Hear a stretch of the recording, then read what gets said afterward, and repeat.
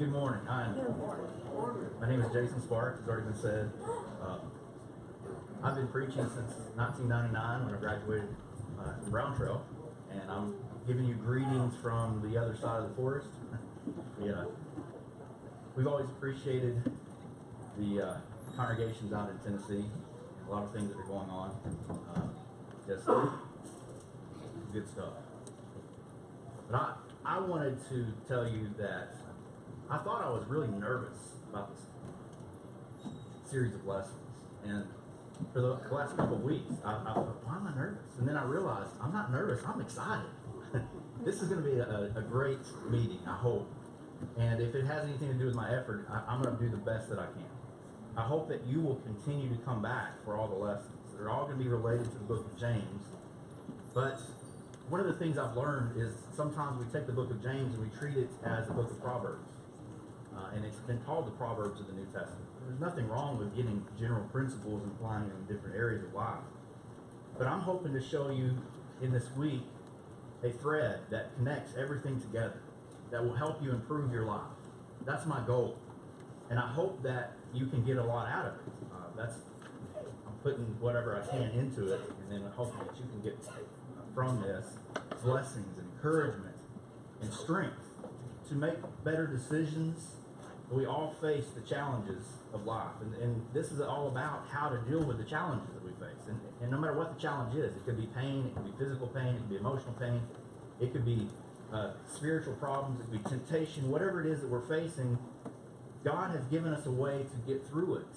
And not only to get through it, but to thrive because of it. And a lot of times we miss the boat when it comes to getting the most out of the problems that we face. And I realize that could sound even a little bit harsh to say that somebody's not getting the most out of their problems. I'm not making light of suffering. I don't mean to do that at all. But I do believe that the Bible teaches that God allows us to suffer to draw us closer to Him. That's the intended purpose of it. And if we are not drawn closer to Him through our suffering, then we're missing something. And we're suffering needlessly. That's one of the sad things about being outside of Christ. People suffer through life, and they have nothing to look forward to. One of the instructors at Brown Trail, Johnny Ramsey, was one of my mentors. I love that man. But he used to always say, you can suffer all of your life and go to heaven, or you can suffer all of your life and go to hell. You're going to suffer. Make the most of it. I love that thinking. That's what James is about. And it's not just that thought said many different ways. It is that thought, but then given us explanation and information and principles that we can use to actually do that. That's what we're going to look at in James. Today we're going to be looking at chapter 1, the first half of chapter 1. We're going to be looking at the process of death and how we get ourselves into the mess that we find ourselves in from time to time. And then the lesson this morning in the worship hour is going to be about the process of life, what we can do, the decision process that we make. It's called, I title it, Where the Road Forks. And that's really what we're going to be talking about, the decisions process that we make and where that decision lies. Then we're going to be looking tonight more into the decisions that we make in chapter 2, the values that we have, and then we'll be moving on through the book that way. And all these things are being designed to either give you principles by which you can make better decisions, or it's going to give you warnings of things that are going to disrupt the joy that you're hoping to find. James chapter 1 and verse 2 says, "My brethren, count it all joy when you fall into various trials, knowing that the testing of your faith produces patience. But let patience have its perfect work, that you may be perfect and complete, lacking nothing." The goal here is that we consider it all joy. Now, I'm not a Greek scholar, but I can read a little bit in the Greek New Testament. If you open that Greek Bible up and you look at it, you're going to discover that the word "it" is not in there. When the translators said, "consider it all joy," they put the "it" in there to make it make more sense to us. If you take it out or you put the same thing, I want you to think about what it would mean if you took the word "it" out. Instead of "consider it all joy," he says, "consider all joy." when you fall into various trials. It doesn't change the meaning of the text, but it gives the emphasis that James is looking for in that text. That is, when we're facing a trial and a challenge, consider joy.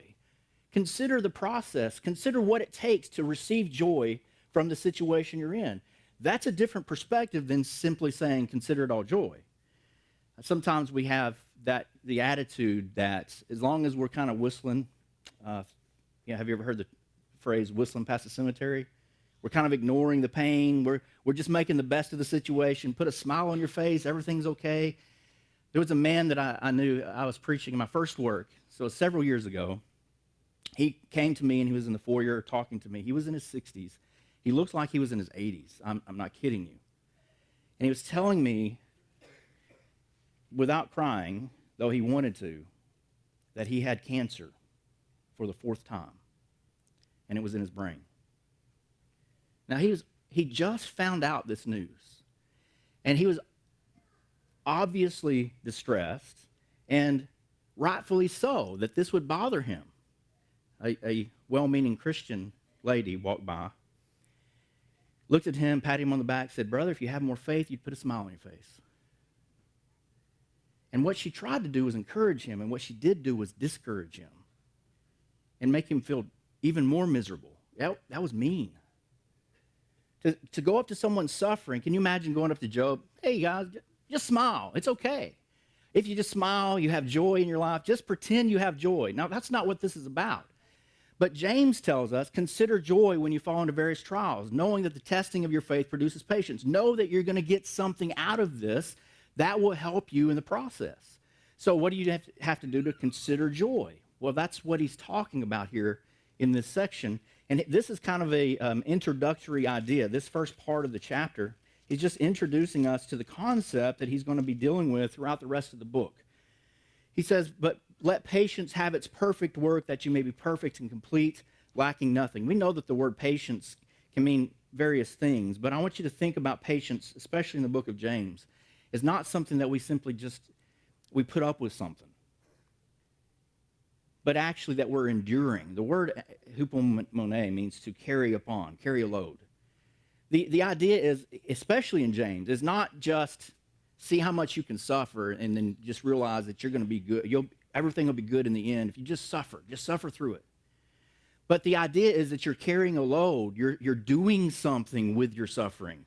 But he says, let patience have its perfect work, and it personifies patience. It personifies endurance. Let the process work on you to the end. And the thing is that when we face a challenge and a trial, we have to remember that, especially for Christians, there is always an end to your troubles. There's always an end to your trials. We don't know when it is, but it is a period of time. Now, granted, it may be that it ends when you die. I'm not doubting that. But it will end. And our goal, our focus, is to get everything that we can out of it until the end of that suffering. And then we come out on the other side, what do we have? We have joy. Consider it all joy. Joy is used there as I believe, a representation of all of the fruit of the Spirit. Love, joy, peace, patience, long-suffering, faithfulness, gentleness, self-control. Galatians chapter 5. Against such there is no law. God wants us to have joy in life, and he wants to have all the other attributes. But he uses that one word, joy, as a representative of all the blessings of God, because that's really what we're looking for. When the opposite of pain is joy, right? The opposite of suffering is joy, and that's what we want. And so God is telling us through James that we can have joy. So it's counted all joy. Consider it. Think about it. Ruminate upon it. That's the word consider. That's what it means. And so we're considering how to bring about joy in our lives. And then he says in verse 5, if any one of you lacks wisdom, let him ask of God, who gives to all liberally and without reproach, and it will be given to him. But let him ask in faith with no doubting, for he who doubts is like a wave of the sea driven and tossed by the wind. For let not that man suppose that he will receive anything from the Lord. He is a double-minded man, unstable in all of his ways. We're going to see a contrast here between these two different people, the one who has faith and the one who actually is unstable. And that's what he's driving at here in this section. But he says, if any one of you lacks wisdom, let him ask of God. We've taken this verse so many times out of its context, and talked about how we need, if we want to have wisdom, pray to God. Well, I don't have any doubt that that is a possibility. But I do have doubt that we can just pray to God and he'll just zap us with information.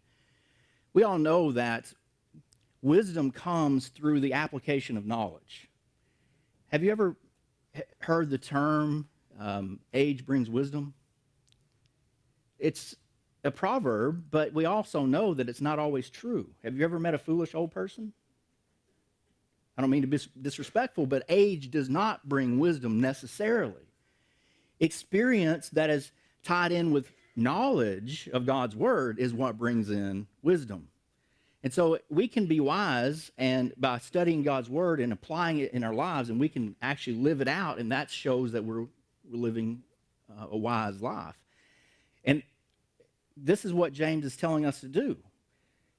We have to take that verse, the idea of praying for wisdom, and put it back into what we're talking about here in James, in this thread of how we're going to find joy. And you think about it in that perspective, it brings a little bit clearer meaning to the idea of lacking wisdom and asking of God. He says he gives it to all liberally and without reproach. If you ask for it, it will be given to you. And in the context, he's talking about how to get through these trials and these temptations that we're facing, whatever they are. It's one thing for me to stand up and say, hey guys, the Bible tells us, James tells us to just think about how you're going to get through the process and to bring about joy in your life. And then I could just sit down. But that's not enough, because we need instruction sometimes, don't we? Sometimes we're just at a loss. We have no idea how to get through this situation. Whether it be temptation or pain or suffering, we don't know. We're at a loss for words. I mean, how many times have we been that way? If you haven't been that way in your life yet, you will. But I suspect most of us have been there. And we from the day by day, we just try to just get through it the best that we can. Well, he's saying if you lack the wisdom to know how to navigate this trouble effectively, go to God in prayer. Ask him, and he will give it to you. Now, like I said before, it's not just asking and then he zaps us with knowledge, because if that were the case, he wouldn't have to spend any of the rest of the book writing anything. He could have just said, ask God for wisdom, and he'd give it to you at the end, and then we'd be done with the whole gospel meeting, right? But there are principles that he gives us. He goes on in the rest of the book and shows us how to do this. So if any one of you lacks wisdom, go to God. He will provide it for you. Also, asking of God, we always think, well, that means prayer, but it doesn't always necessarily mean prayer. Most of the time it does, granted. But I may seek something from God without necessarily verbally asking for it. I'm looking through the scriptures. I'm seeking answers from God, right? If you want to find wisdom, go to God and let him speak to you. And the way he speaks to you is through this. So if you're reading through the word of God, you're going to have answers that are going to be given to you. But we have to study the word. We can't just get a surface understanding of what the word says. We have to put it into practice, and we have to see what he's actually saying in the contexts of the books that we're studying, the ideas that we're studying. I could go on a long rant, I guess, about how we study sometimes. And I'm not knocking every other kind of study, but I think sometimes we neglect the word to study topics. Now, I realize that we have to get topics out of the word, but there is a difference between studying the book of James and seeing what James says about how to find joy and studying what the word joy means. There's a big difference. But many times we want a lesson on joy. I just teach you what joy means in different contexts of the Bible, never really discussing how to do it. Now, I'm not suggesting that's what's going on here, because obviously I have no idea. You probably are doing a great job of that. But in my experience, I've seen that a lot, and I've done that a lot. And so I'm trying to get away from that and just look into the text and see what it says. But look at the contrast here. He's talking about the person. He says, let him ask in faith with no doubting. So if you're going to ask of God, do it in faith. And there's a contrast. The contrast usually between faith would be someone who has faith and someone who doesn't have faith, someone who doesn't believe. But that's not the contrast here in the text. He's talking about a contrast between someone who believes, who has faith when he's asking, and someone who's double-minded. Because look at what he says. Let not that man suppose that he will receive anything from the Lord. What man? The one that's not asking in faith. Why? Why won't he receive anything? Verse 7, he is a double-minded man, unstable in all his ways. He's not going to get anything. He's not going to get the wisdom because he's double-minded. Literally means double-souled. He's living in two worlds. That's what the must be perfect. And literally in that context, he's talking about a man who can see, who's trying to see two things at once. You can't do it. You've got to focus on one. But we, as humans, we're experts at trying to live in both worlds, pursuing both worlds at the same time. We just can't do it. That's called double-minded. And he says, if you want to know how to get through, to navigate this problem that you're dealing with effectively, you can't be double-minded. You have to have faith when you're asking him. So the contrast, it is about faith and faithlessness, but the emphasis here is the idea of single-minded purpose. That I have to be convinced that this is actually what I want to accomplish. This morning, that's what I'm hoping to encourage you to do, to make sure, if you're not already there, to make the decision that I want desperately to do what God says. And we say it, but sometimes we don't do it, do we? I want to pursue whatever God tells me to do to make it through the problems that I'm facing. The easiest way to look at this is temptation. You know why temptation is tempting? Because you want to do it, right? If you didn't want to do it, it wouldn't be tempting at all. And I don't know why some things tempt me and other things don't. And same with you. You probably have temptations that are different from mine. We all have maybe common ones, but we all have other things that we're tempted by. I have no desire to go out drinking with friends. I never wanted to, never had a drink. I'm not bragging about that. I have other temptations that I face. But I have friends, and I had a lot of friends before, that was just, they had to do it. They were so tempted. And if you put a bottle of beer in front of me, I would never touch it. I don't want anything to do with it. If you put a bottle of beer in front of someone else, they're going to be fighting themselves all day long until they take it away. Why? We're going to talk a little bit more about that. But I want you to think about the fact that we all have different temptations. But let's say you have that temptation to drink, and you have a bottle of beer right in front of you. What's the problem here? The problem is that the temptation is causing you to want that beer for whatever reason. Now, all of a sudden, you're not single-minded. You're not asking for, in faith, to get through this situation. We have to decide, no, I'm not going to do this. I'm not going to drink it. I'm going to find a way to get around this temptation, and not only get around it, but improve my life because of this. And you can do that. Now, hoping that, I know I'm repeating myself many times, but I'm trying to emphasize what he's saying here. And you're looking at the wisdom then that it takes to get through that. If you're going to God in prayer and saying, Lord, give me the wisdom to know how to navigate this temptation so that I don't do it and I strengthen myself from it. If you truly want to do that, you will find the answers. But if you go to God and you're torn, part of you saying, yeah, I really want the wisdom, but part of me saying, I really don't want that wisdom, because if I have the wisdom to know how to endure it, then I can't drink it, and I'd rather just give in to it and be a victim of it. You see the emphasis there? That's why he's talking about being double-minded. If you're facing a trial and a temptation and you really aren't wanting to get through it, you're not going to find it. Why? Because you're unstable. God's not going to give that to you because you're unstable in the way you think.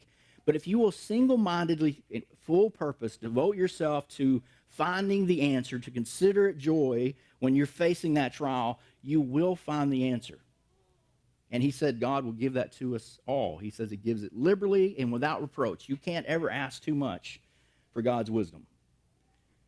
In that context, then, we have some strength, we have some encouragement, we have some hope, but it also puts the onus on us that we have to make a decision. And a lot of times we don't decide. We play with it, we flirt with it, we get around it. It's like me at work when we have donuts. I think it's our youth minister brings in I don't like that man.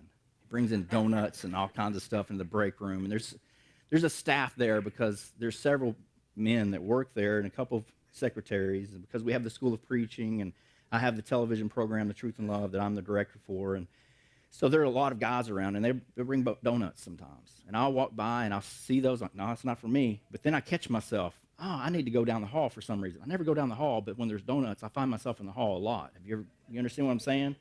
And then I find myself hovering around the table thinking, man, this looks good. I'm like, nope.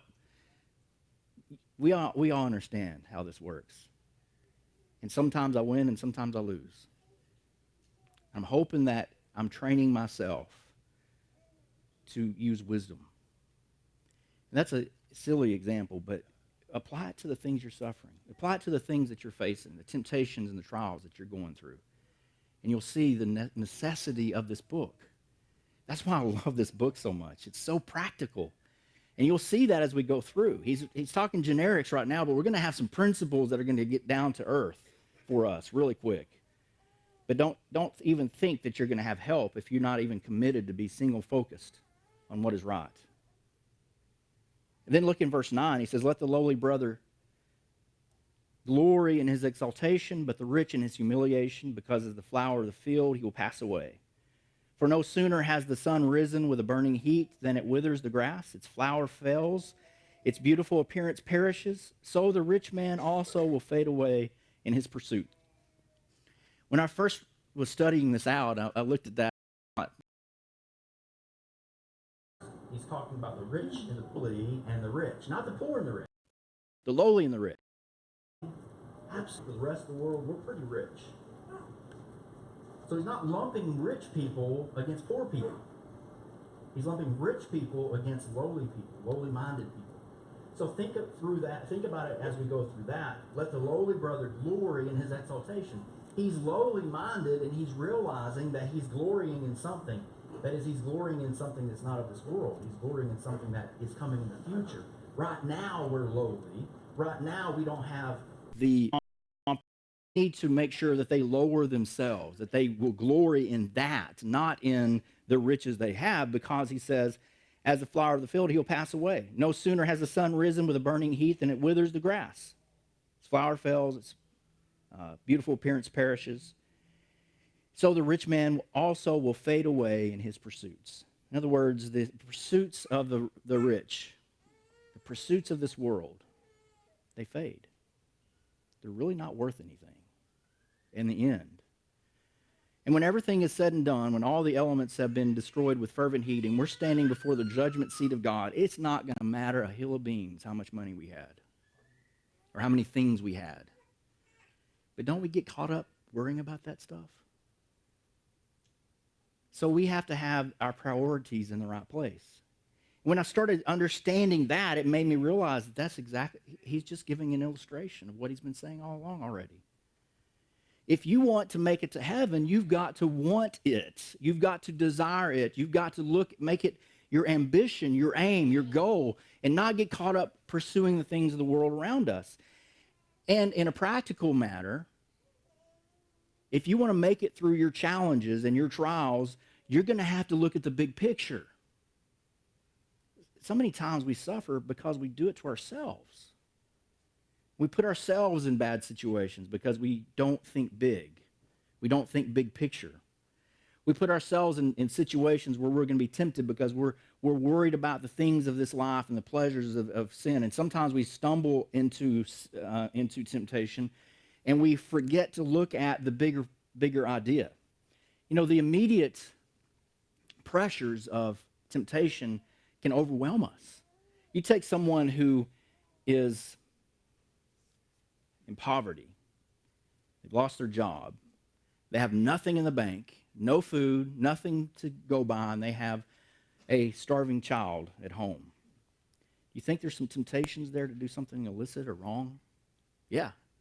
How did they get through it without doing it? You know, there are a lot of poor people. It drives me crazy when I see that the reason that we have crime in this country is because of poverty. Poverty does not cause crime. Poverty encourages it maybe, but it doesn't cause it. Because I've known lots of poor people who are in extreme poverty who never resorted to robbing banks, don't you? Never resorted to selling drugs. It's because they had the bigger picture. But if we get caught up and we're in that situation and we start thinking, man, the only thing I can do is just live for tomorrow, I've got to go out and find some money now, I've lost the big picture. I've already lost the battle. I'm thinking in the wrong way. That's the emphasis that he has here. Have a lowly mind, thinking about the future, thinking about what you're getting from this in the long run and long term. And that's not easy for us because we want to focus on right now, don't we? Day by day. What's going to get me through? We have to have a long-term plan, and we can extrapolate from that.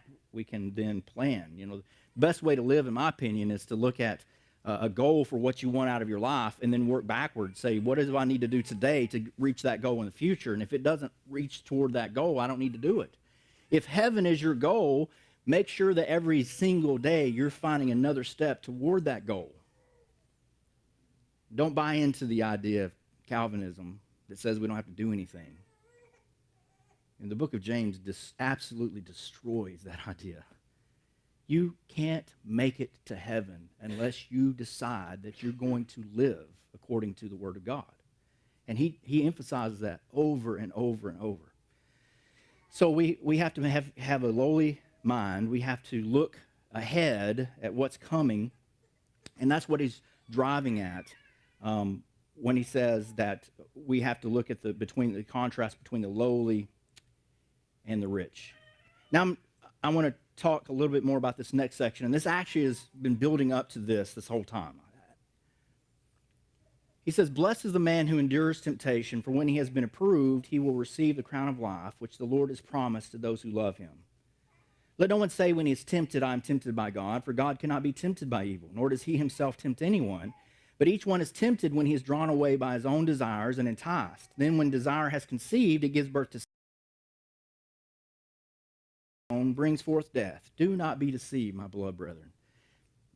There's a lot here, and I've got a few minutes. I'm going to take this apart, unpack it a little bit, and I wish that we could spend a little bit more time. I'm not complaining about it, but there's so much here. I hope you'll go home and think about it and study through it. Blessed is the man who endures temptation, for when he has been approved. Isn't that what we've been talking about this whole time? Finding that approval. The word approved there is a word that implies activity. It's actually taken from a word that was used to describe men who were money changers in the ancient Greek times.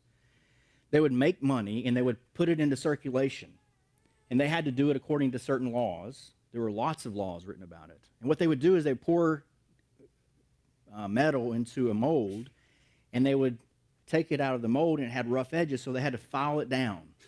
And as they filed it down, they had to make sure it was appropriate weight, appropriate size, so that it would be right. I mean, wanted to be 100%, as much as they could.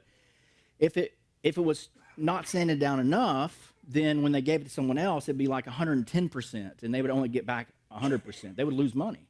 But if they figured out pretty quickly, if they filed it down a lot, they can keep the shards and melt them down again. So they're giving out coins that are only 90% of what people think that they are, and they're getting 100% back. They're making a profit. But there are a group of men that decided they're not going to do that. They're going to, because of the integrity, they believed that they needed to make sure that they were 100% perfect in what they were doing, and they made a big deal about it.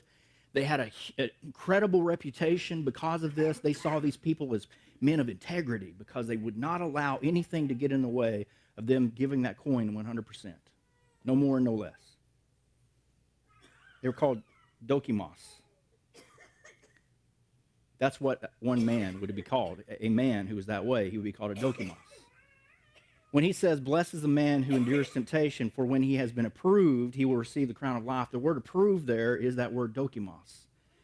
It implies someone who not just endures temptation, but someone who is, because of integrity, they are making decisions. They're doing something to make things better, to make things right. That's what we have. And when we recognize that, we see that what here, blessed is the man who endures temptation. He's not talking about one who suffers through temptation. I've mentioned before that you can suffer through temptation and not get much out of it.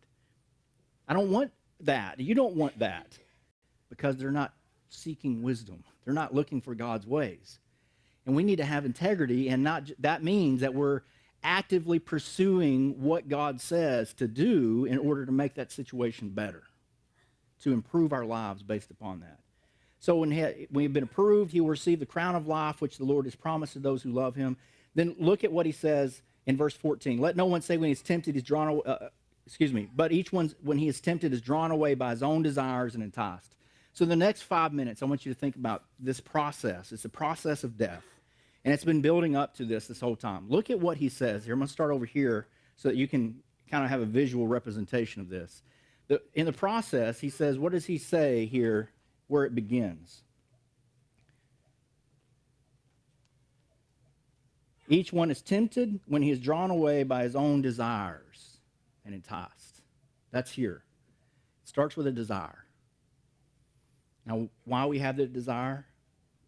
There are a lot of different reasons why we have it. It's important for us to understand that, by the way, why we desire it to begin with. If you want to interrupt the process, you're going to have to understand it has conceived. That's the next step. Desire then has a concept, a conception in your mind.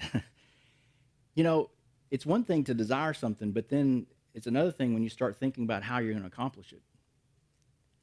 It's one thing to say, you know, a thought goes through your mind. I need some extra money. Robbing a bank would be great.